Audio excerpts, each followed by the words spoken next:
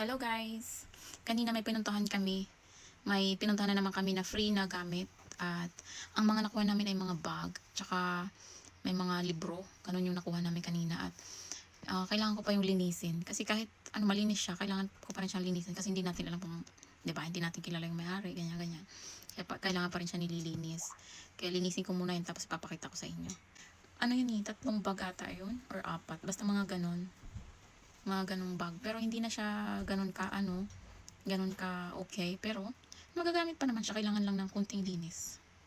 At dahil wala pa ngayon, kailangan ko pa yung linisin. Ito muna papakita ko sa inyo. Yung isa sa nakuha namin nung nakaraang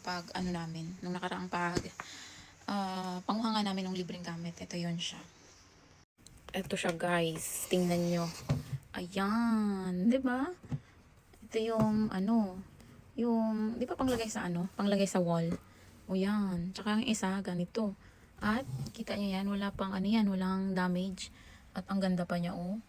Diba? Ang ganda niya. Tsaka ito din. Oh. At ito yung sa likod niya, guys. Ayan. Diba? Wala pa talaga siyang damage. At ito yung siguro, sinasabit.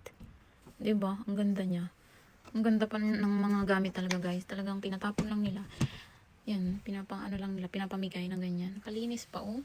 Wala pang problema dyan. Walang kadamage-damage yung mga yan. Diba? Ang ganda.